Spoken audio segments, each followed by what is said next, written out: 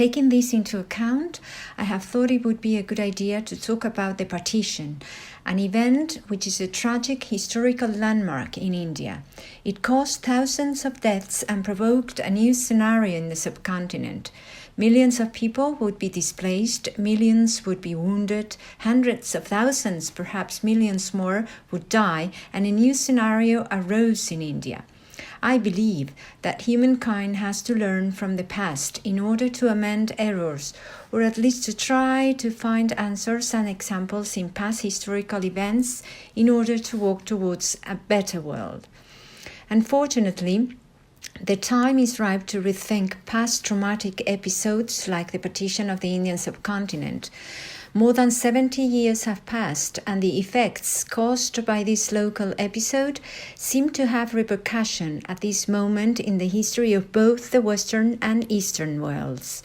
The historical background of current times, the move towards new ways of radical nationalisms, the religious confrontations and fundamentalisms that have led to international terrorism, makes it necessary to look back on the past in an attempt to hopefully search for restoration of the present.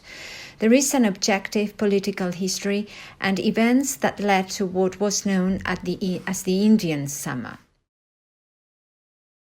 But there are also hidden histories behind the great names of the partition, names like Gandhi, Jawaharlal Nehru, Ali Jinnah, Winston Churchill, Dickie Mountbatten, and his wife Edwina. The truth that lies behind the real history, nobody can know. But what is true is that the partition of India is a story of violence and loss. While India and Pakistan gained independence, the British Empire lost its greatest colony. Gandhi lost his dream of achieving a united nation that would gather Muslims and Hindus, and the first leader of democratic India, Jawaharlal Nehru, felt that all his dreams of life and freedom had turned into chaos and distraction. Heroism and incompetence caused one of the major holocausts in the 20th century.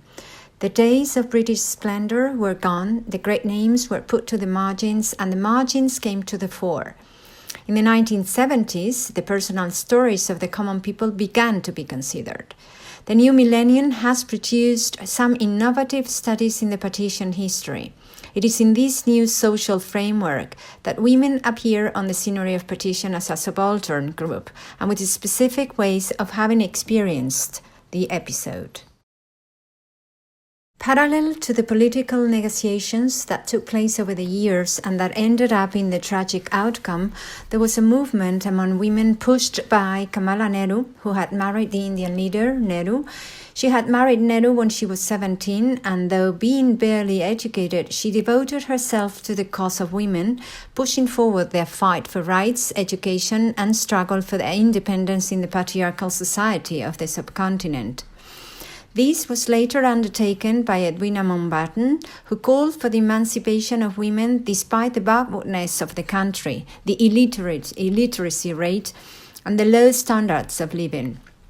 So women acquired an active role in the political sphere when the country was getting ready for independence. But these efforts were unsuccessful, and even more, women were the group that was most violently affected by the horror of partition, which somehow was connected with the social reality of women in the subcontinent. According to official records, there was widespread sexual savagery. About 75,000 women are thought to have been abducted and raped by men of religions different from their own. Therefore, despite the efforts made by great public women previous to the partition, the stories of women that were affected by the historical episode are also stories of loss, because reality shattered their dreams to achieve any possible expectation in the aftermath of partition. These stories are those of women who suffered silently and who still today have not conquered spaces of freedom as human beings. They live on the other side of silence. However, the partition of India is much more than just a historical fact. It is a compelling literary theme that still today continues to inspire creative outpourings by writers.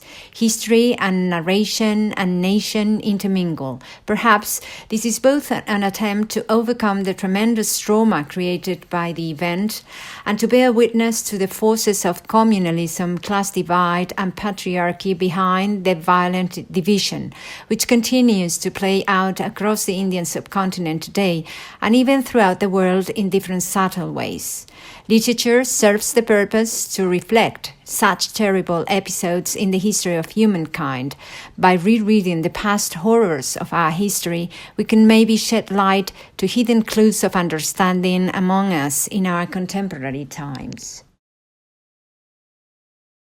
In this slide, you have interesting readings about the consequences of the partition, as for example, the Punjab bloodied, partitioned and cleansed and revealing the 1947 tragedy through secret British reports and first-person accounts, changing homelands, Hindu politics and the partition of India, and borders and conflict in South Asia, the Radcliffe Boundary Commission and the partition of Punjab. So if you're interested here, you will find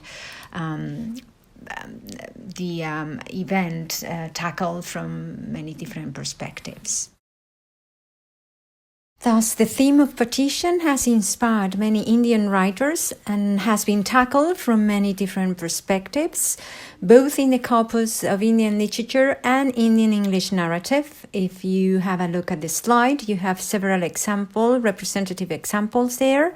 Novels like Train to Pakistan, Tamaz, Midnight's Children by Salman Rushdie, short stories like Tobat Song by Sadat Hasamanto, and poems even like Faiz and Faiz, who lamented the Holocaust in what was translated as Freedom's Dawn in 1974. My talk would deal with Indian English narrative, in particular female Indian English narrative, which has to be considered from a threefold perspective: history, nation, and narration. Indian writers have always represented the idea of India, and so they have linked the image of India to specific historical moments. The case of the partition that took place in 1947 is one of the most shocking episodes in the history of the subcontinent. So we find many literary examples that tackle the event, like Train to Pakistan by Kushwant Singh, published in 1956, Midnight's Children by Salman Rushdie, published in 1981, The Shadow Lines by Amitav Ghosh and published in 1988. These are but a few of the examples of narratives where history and story intermingle and the individual lives of the characters are affected and reflect the impact of the division of the nation. As I said, Indian women writers have also tackled this theme. The way they represent the shock of partition is very much related with the situation of women in India. My aim is to diachronically analyze some examples of female Indian narrative, and then you've got the three novels that I'm going to talk about: Sunlight on a Broken Column, published in 1961 by Atia Hossain; Clear Light of Day, published in 1980 by Anita Desai; and An Unrestored Women, published in 2016 by Shobha Rao. I will specifically focus on how women characters build up their memories of the historical event as a narrative of loss, through which eventually we can identify the trace of gender violence as linked to the concept of nationalism in an attempt to restore the past and the present. Following this train of thought, I will explain, as I said, from a diachronic perspective, the novels of these aforementioned three Indian female authors, and I will focus specifically on the female characters in all three novels. My aim is to emphasize this threefold perspective I mentioned and prove how female writing in English in its evolution becomes a tool to denounce once more the reality of women in India. Previous to the analysis, several questions arise that somehow would lead our approach and our analysis of the main female protagonists. Questions like, what is the role of women in the history of this event? How does history shape their stories? Where lies the link between history and memory? And in fact, what are their stories? The marginal place that women have historically, culturally, and socially occupied in the Indian society provides the background to the way women have given answers in their narratives to the questions previously posed. According to John Kelly, women's history has a dual goal: to restore women to history and to restore our history to women. So we will prove how the novels under analysis achieve the aim of making women a focus of inquiry, a subject of the story, and an agent of the narrative. Traditionally, female Indian English writing has been the space where women have found their voice, claiming for a redefinition of their identity. But above all, this fiction represents the evolution of the social situation of women, which has always been linked to their historical circumstances. Official records of the partition appear to exclude women, but it is not due to the fact that they were absent from the event. On the contrary, no account of the horrors of partition would be faithful to reality if it does not touch the violence that women experience at that historical moment. Women were the silent subjects of the event, and this is where partition female fiction plays a role. The official historical records of the true stories of women seem to be unreliable data, and the written history of women simply non-existent. Grandmothers told their stories to their daughters, and they transmitted them to their granddaughters. Contemporary female Indian English writing aims to restore the wreckaged history of women, and those stories that were part of the oral tradition seem to be given voice through female narratives of partition. Female fiction pays homage to those hidden figures of history, and the memories from partition aim to rehabilitate their stories. These stories, as we shall see, are intrinsically narratives of loss of homes, loss of friendships, loss of families, of love, and most importantly, a profound loss of a sense of belonging, and in their loss, a shared destiny. Female narratives of partition aim to emphasize the chasm between history and memory, but with an aim for rehabilitation and restoration. Paradoxically, the partition meant a world falling apart, but for historians it signified the beginning of a new constitutional order, a new political arrangements, and therefore the survivors should start anew. That Holocaust would bring about a reconstitution of community and history. Historical memory blends with private individual memories that ultimately shape the fictional stories of female experiences, depicting a period in the history of the nation that in turn represents the real situation of women in the Indian subcontinent.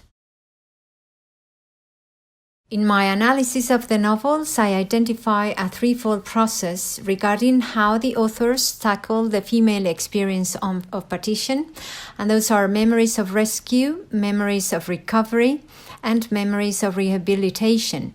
This is the same process undergone by many abducted and raped women during the partition. For this purpose, I will focus on the main female characters in the novels and how their identities and memories are construed in relation to the historical moment of partition.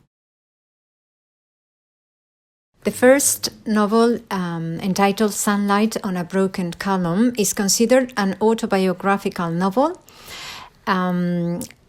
The author, Hossein, had to face the fragmentation of her family due to partition, and this is reflected in the novel. She tells the story of an upper-class Muslim family in transition, which goes parallel to the events that led to the important changes in the nation and that eventually ended up in the historical event.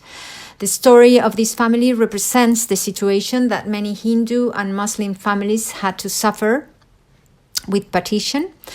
The story presents a first-person narration by Laila, the main female character, and the author weaves her individual story parallel to the political crisis that the nation was facing.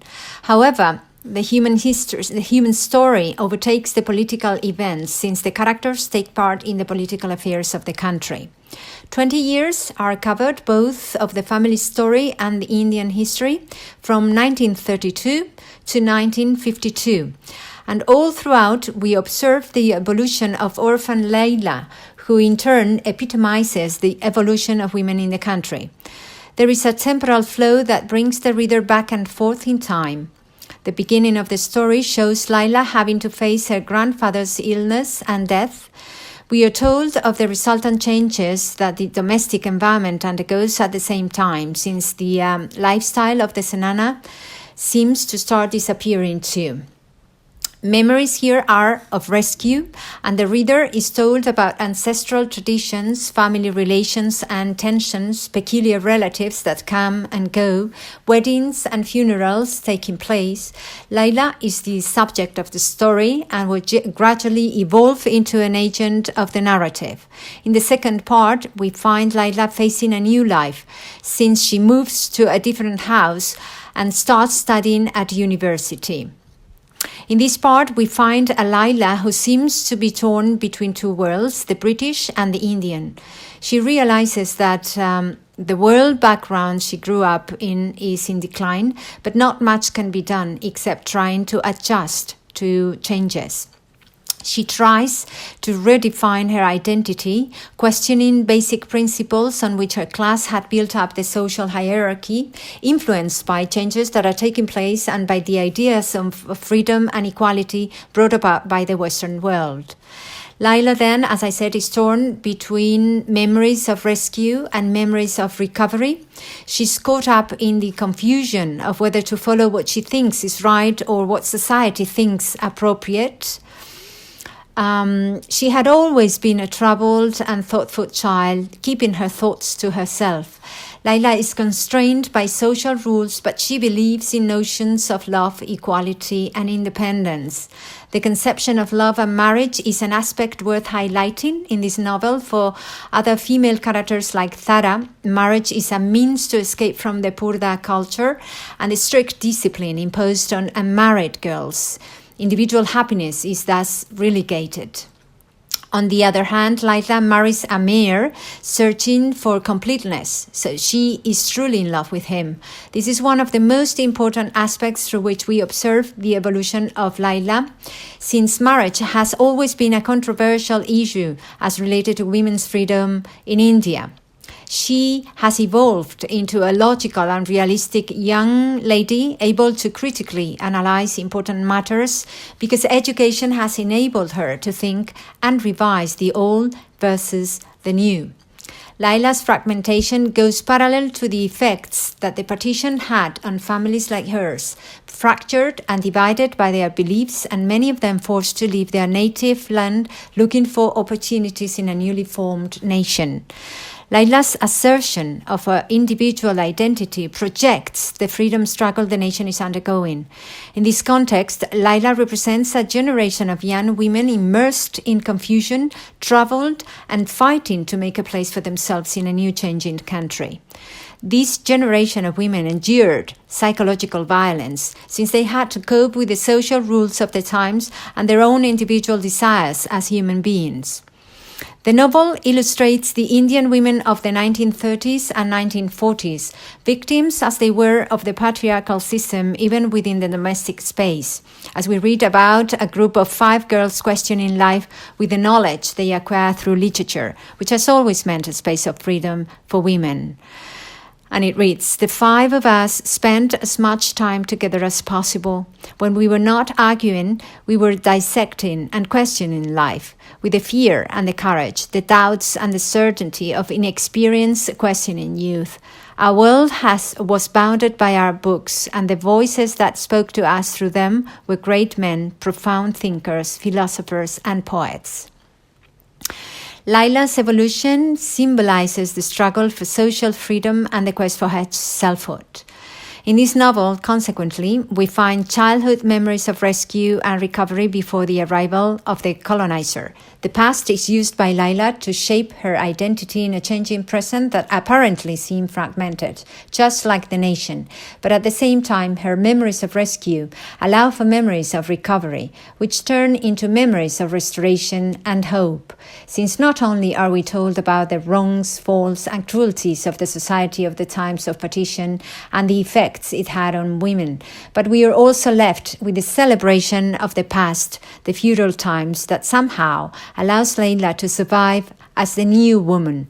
Finally, if the partition in this novel is shown as the agent of loss in many spheres of life, through the evolution of the female character of Layla, we foresee a positive attitude towards the future, because the fact that she's able to decide her future means triumphing over the social world in which she lives, and thus the novel ends by emphasizing Layla's divided self. I looked more closely at the face that stared back at me from the dusty mirror. She was so different from me, that girl whose yesterdays and todays looked always towards her tomorrow, while my tomorrows were always yesterdays. In the second novel that we're going to deal with, Clear Light of Day, the reader finds him or herself immersed within the flow of memories that Anita Desai outlines with her unmistakably poetic prose. The narrative flows between the past and the present, the 1930s, from 1947 to 1948, and a few days in the 1970s, distributing the structure of the plot in 4 parts. Again, the story here takes place within a domestic environment, this time in Delhi. And again, the climax of the Das family story is set in times of the partition of the nation. Memories here are linked to memories about the country.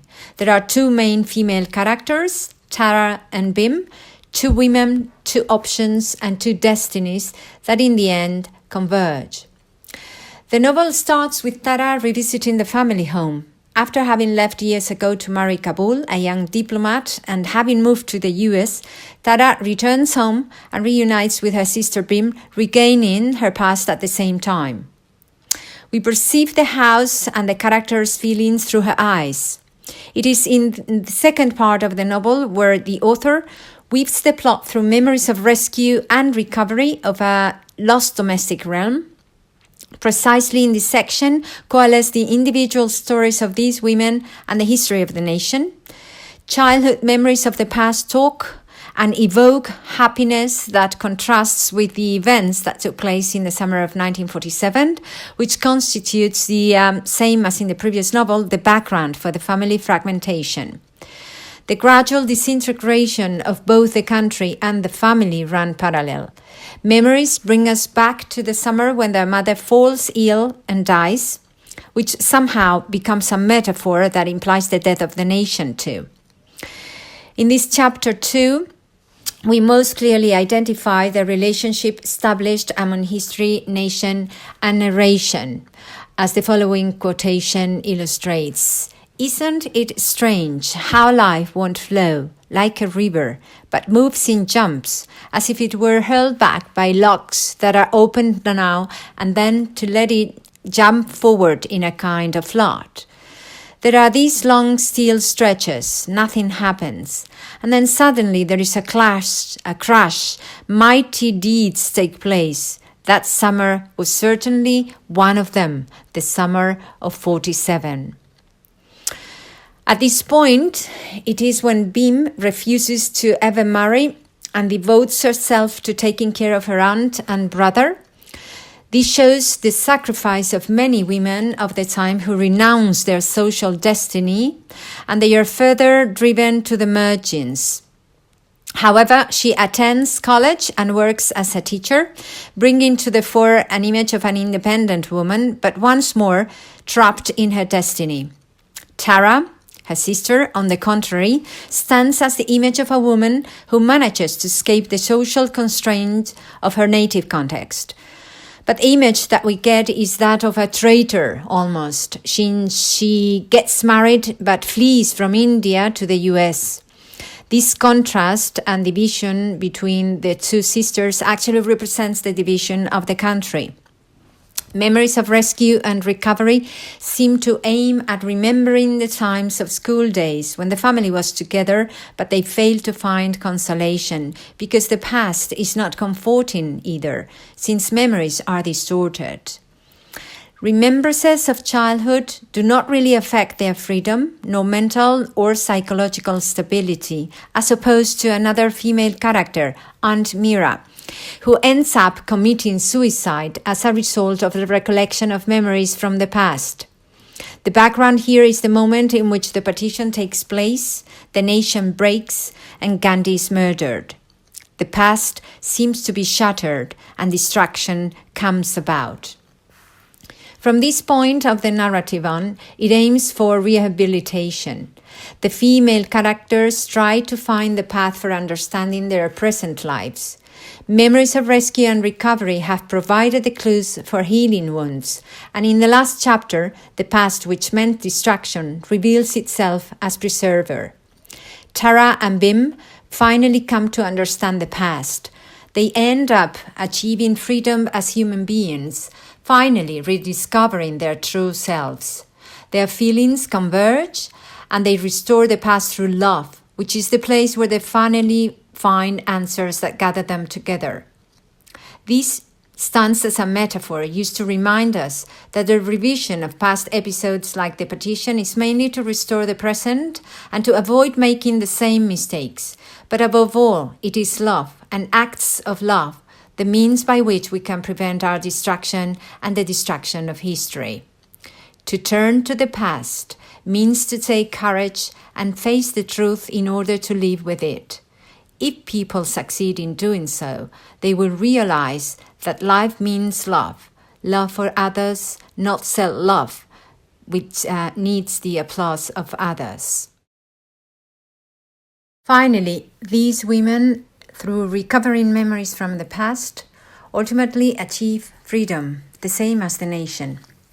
But contrary to the aftermath of Indian independence that gave way to violence and destruction, these women foresee a clear future, since everything had been said at last cleared out of the way. There was nothing left in the way of a barrier or a shadow, only a clear light pouring down from the sun. History, nation, and narration meet. By remembering, women feel part of the history of their nation, and so the narration reads, "That soil contained all time, past and future in it. It was dark with time, rich with time. It was her deepest self lived, and the deepest selves of her sister and brothers and all those who shared that time with her." We finally come to the last novel. The two previous novels analyzed mainly the psychological aspects of women and use the partition as the milieu of their recollections and as an excuse to show the social violence on women. In this particular case, An Unrestored Woman, on the contrary, drives the reader into an overt context of gender violence and aggression against women. The title of the book is very significant, since the positive outlook on the future of women that we may have inferred from the narratives of the previous authors is clearly shattered. The title explicitly reveals the real situation of women during partition, and the trauma of the event is the point of departure of the stories. The clear purpose of the author is to focus on the violence and horrors of the partition on women. In the preface of the book, the author immediately informs the reader about the brutalities inflicted upon women, and history, nation, and narration are here intermingled. We cannot tell truth from fiction, and the narrative becomes almost a report of the violence that women suffered during the Holocaust. We find the real data of the horror, and this is what we find also in the collection of the 12 stories. Rao seizes the event to show the situation of women in current India and Pakistan. As Butalia says, history is a woman's body.